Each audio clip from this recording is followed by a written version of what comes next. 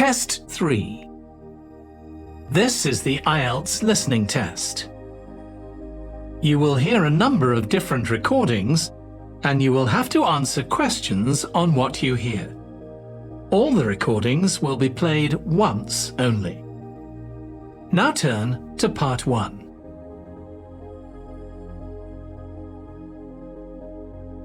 Part 1.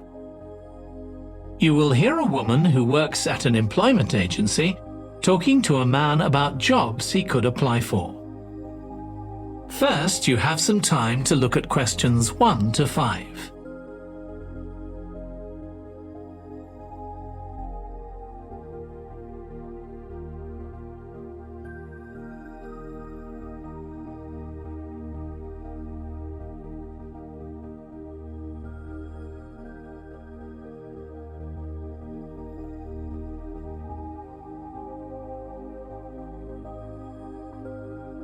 Now listen carefully and answer questions 1 to 5.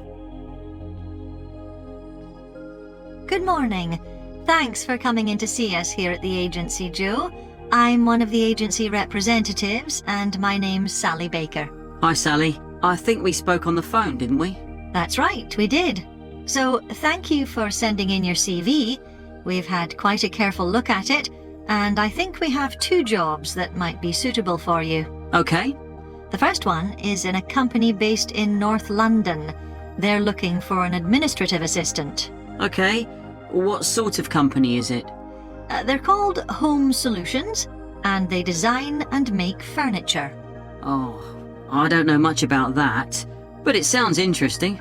Yes, well, as I said, they want someone in their office, and looking at your past experience, it does look as if you fit quite a few of the requirements. So on your CV, it appears you've done some data entry? Yes. So that's one skill they want. Then they expect the person they appoint to attend meetings and take notes there. Okay. I've done that before, yes. And you need to be able to cope with general admin. Filing and keeping records and so on. But that should be okay. And in my last job, I also had to manage the diary. Excellent. That's something they want here too. I'd suggest you add it to your CV. I don't think you mentioned that, did you? No. So, as far as the requirements go, they want good computer skills, of course, and they particularly mention spreadsheets. That should be fine. And interpersonal skills, which would be something they'd check with your references. I think that should be okay, yes. Then they mention that they want someone who is careful and takes care with details. Just looking at your CV, I'd say you're probably all right there. I think so, yes. Do they want any special experience? I think they wanted some experience of teleconferencing. Oh, I've got 3 years' experience of that. Let's see. Yes, good. In fact, they're only asking for at least 1 year, so that's great. So is that something that might interest you? It is, yes. The only thing is, you said they were in North London, so it would be quite a long commute for me. Okay. Before you hear the rest of the conversation, you have some time to look at questions 6 to 10.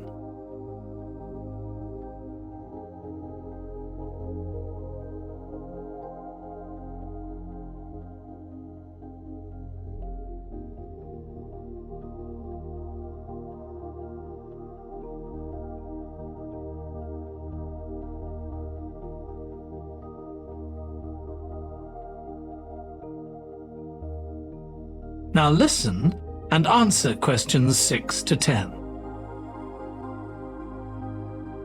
So the second position might suit you better as far as the location goes. That's for a warehouse assistant, and that's in South London. Yes, that would be a lot closer. And you've worked in a warehouse before, haven't you? Yes.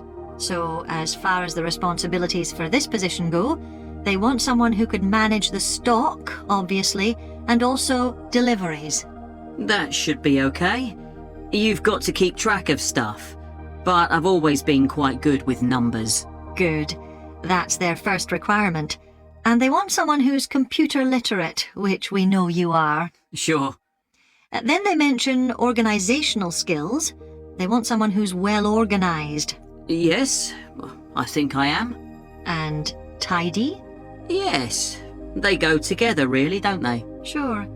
Then the usual stuff. They want someone who can communicate well, both orally and in writing. Okay. And for the last warehouse job I had, one of the things I enjoyed most was being part of a team. I found that was really essential for the job. Excellent. Yes, they do mention that they want someone who's used to that, yes. Now, when you were working in a warehouse last time, what sorts of items were you dealing with? It was mostly bathroom and kitchen equipment, sinks and stoves and fridges. So you're okay moving heavy things? Sure, I'm quite strong and I've had the training. Good. Now, as far as experience goes, they mention they want someone with a licence and that you have experience of driving in London, so you can cope with the traffic and so on. Yes, no problem. And you've got experience of warehouse work. And the final thing they mention is customer service. I think looking at your CV, you're okay there. Right. So what about pay? Can you tell me a bit more about that, please? That is the end of part 1. You now have 1 minute to check your answers to part 1.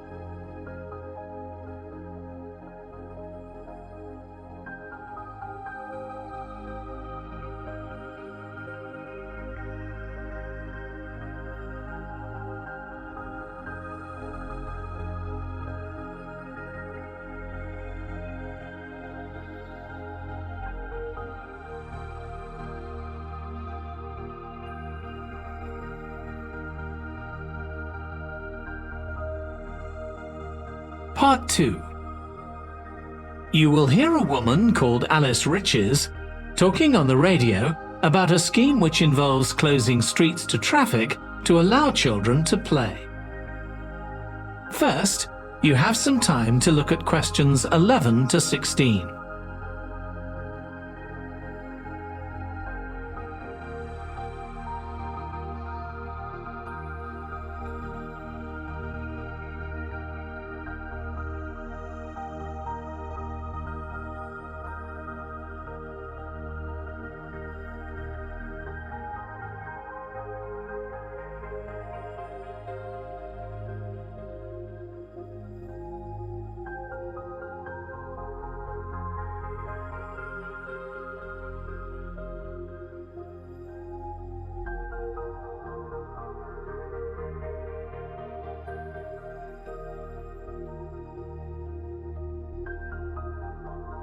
Now listen carefully and answer questions 11 to 16. My guest on the show today is Alice Riches, who started the Street Play scheme where she lives in Beechwood Road. For those of you that don't already know, Street Play involves local residents closing off their street for a few hours so that children have a chance to play in the streets safely. She started it in her own street, Beechwood Road, and the idea caught on. And there are now street play schemes all over the city. So when did you actually start the scheme, Alice? Well, I first had the idea when my oldest child was still a toddler. So that's about 6 years ago now. But it took at least 2 years of campaigning before we were actually able to make it happen. So the scheme's been up and running for 3 years now. We'd love to be able to close our road for longer, for the whole weekend, from Saturday morning until Sunday evening, for example. At the moment, it's just once a week. But when we started, it was only once a month. But we're working on it. So what actually happens when Beechwood Road is closed? We have volunteer wardens, mostly parents, but some elderly residents too, who block off our road at either end. The council have provided special signs, But there's always a volunteer there to explain what's happening to any motorists. Generally, they're fine about it. We've only had to get the police involved once or twice. Now, I should explain that the road isn't completely closed to cars, but only residents' cars are allowed. If people really need to get in or out of Beechwood Road, it's not a problem as long as they drive at under 20 kilometres per hour. But most people just decide not to use their cars during this time, or they park in another street. The wardens are only there to stop through traffic. So, can anyone apply to get involved in street play? Absolutely. We want to include all kids in the city, especially those who live on busy roads. It's here that demand is greatest.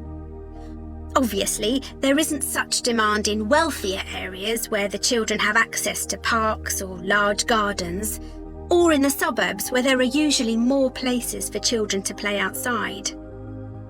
I'd recommend that anyone listening who likes the idea should just give it a go. We've been surprised by the positive reaction of residents all over the city, and that's not just parents.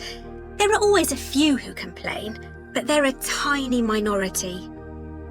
On the whole, everyone is very supportive and say they're very happy to see children out on the street, even if it does get quite noisy.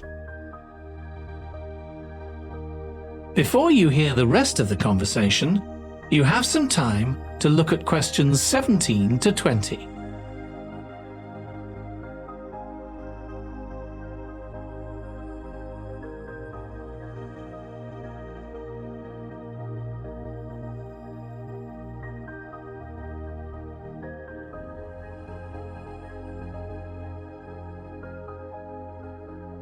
Now listen and answer questions 17 to 20.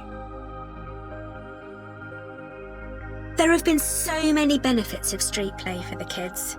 Parents really like the fact that the kids are getting fresh air instead of sitting staring at a computer screen, even if they're not doing anything particularly energetic. And of course, it's great that kids can play with their friends outside without being supervised by their parents. But for me, the biggest advantage is that kids develop confidence in themselves to be outside without their parents. The other really fantastic thing is that children get to know the adults in the street. It's like having a big extended family. It certainly does have a lot of benefits. I want to move on now and ask you about a related project in King Street. Right. Well, this was an experiment I was involved in, where local residents decided to try and reduce the traffic along King Street, which is the busiest main road in our area, by persuading people not to use their cars for one day. We thought about making people pay more for parking, but we decided that would be really unpopular. So instead, we just stopped people from parking on King Street, but left the other car parks open. It was surprising how much of a difference all this made. As we'd predicted, air quality was significantly better. But what I hadn't expected was how much quieter it would be, even with the buses still running. Of course, everyone said they felt safer, but we were actually amazed that sales in the shops went up considerably that day. We thought there'd be fewer people out shopping, not more. That's really interesting. So, the fact that the street was... That is the end of part 2. You now have 30 seconds to check your answers to part 2.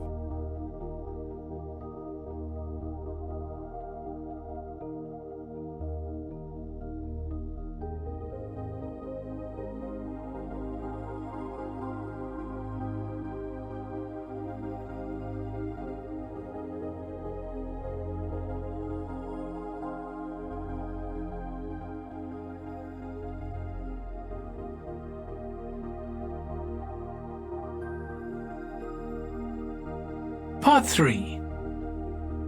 You will hear two students, called Hazel and Tom, talking about Hazel's media studies assignment.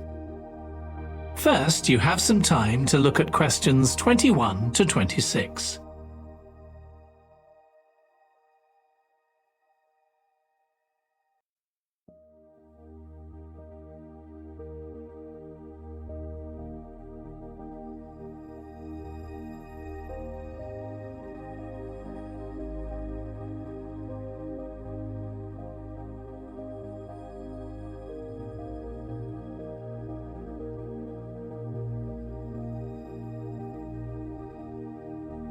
Now listen carefully and answer questions 21 to 26.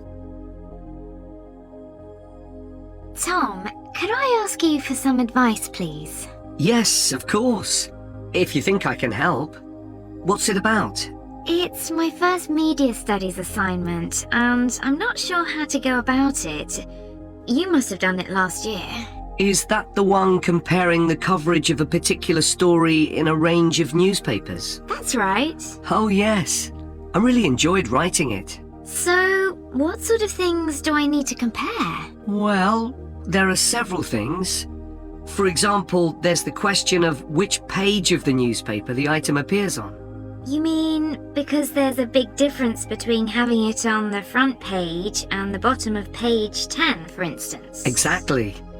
And that shows how important the editor thinks the story is. Then there's the size.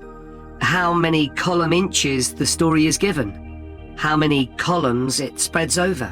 And I suppose that includes the headline. It certainly does. It's all part of attracting the reader's attention.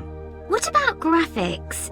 Whether there's anything visual in addition to the text? Yes, you need to consider those too, because they can have a big effect on the reader's understanding of the story. Sometimes a bigger effect than the text itself. Then you'll need to look at how the item is put together. What structure is it given? Bear in mind that not many people read beyond the first paragraph. So what has the journalist put at the beginning? And if, say, there are conflicting opinions about something, does one appear near the end where people probably won't read it? And newspapers sometimes give wrong or misleading information, don't they? Either deliberately or by accident. Should I be looking at that too? Yes, if you can. Compare what's in different versions. And as far as possible, try and work out what's true and what isn't. And that relates to a very important point. What's the writer's purpose? Or at least the most important one, if they have several. It may seem to be to inform the public, but often it's that they want to create fear or controversy, or to make somebody look ridiculous. Gosh, I see what you mean. And I suppose the writer may make assumptions about the reader. That's right. About their knowledge of the subject, their attitudes, and their level of education, which means writing so that the readers understand without feeling patronized. All of that will make a difference to how the story is presented. Before you hear the rest of the discussion, you have some time to look at questions 27 to 30.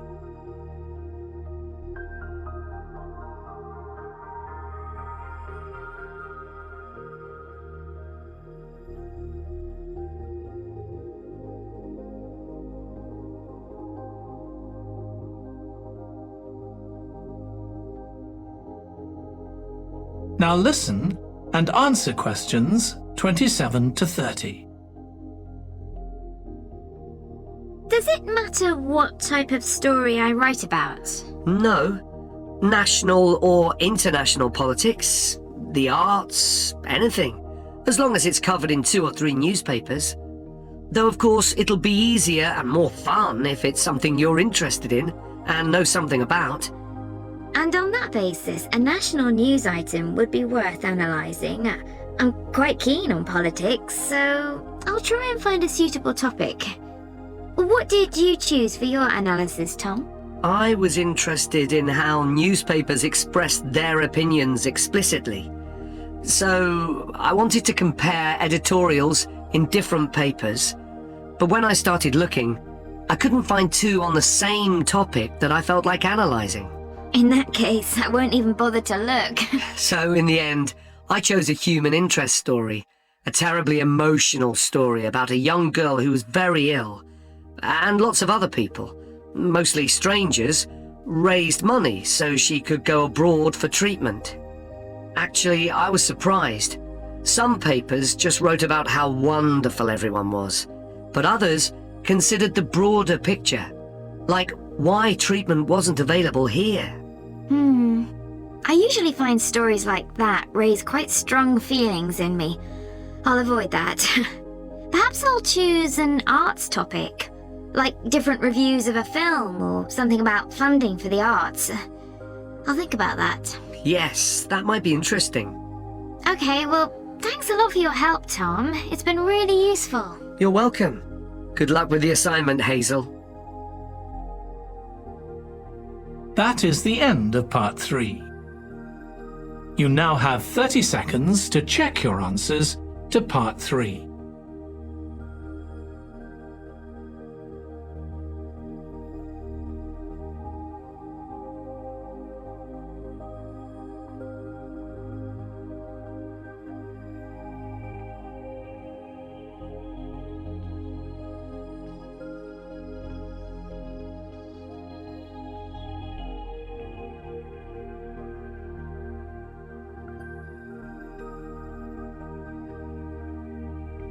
Part 4. You will hear part of a lecture on the early history of keeping clean. First, you have some time to look at questions 31 to 40.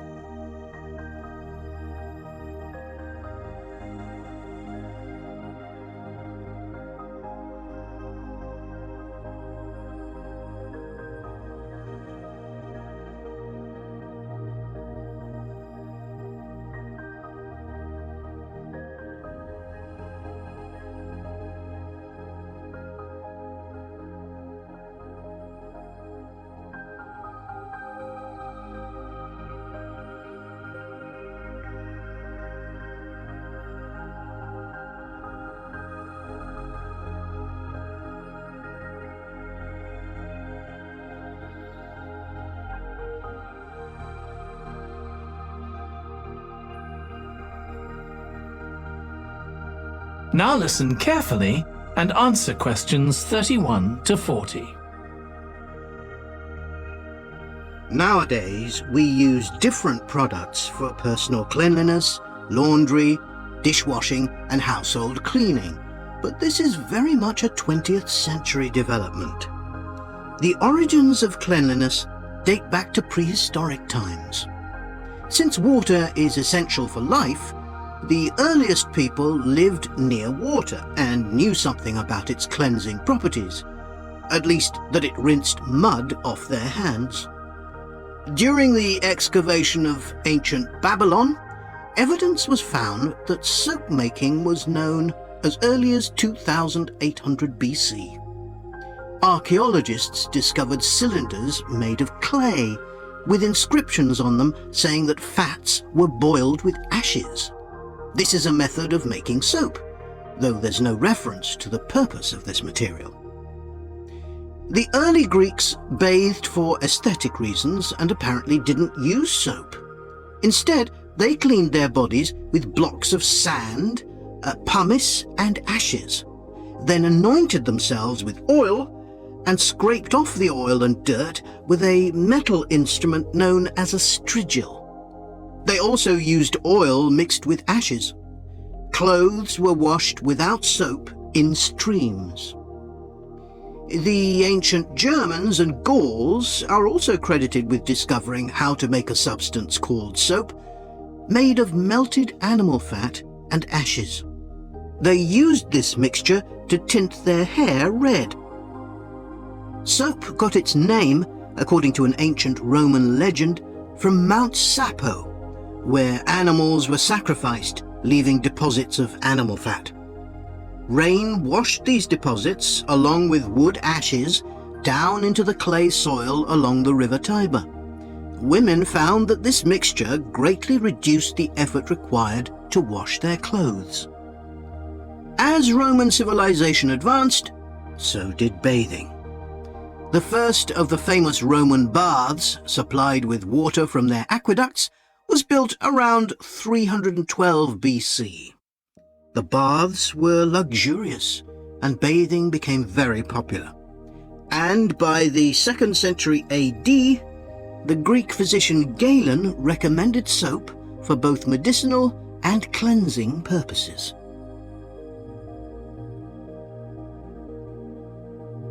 After the fall of Rome in 467 AD and the resulting decline in bathing habits, much of Europe felt the impact of filth on public health.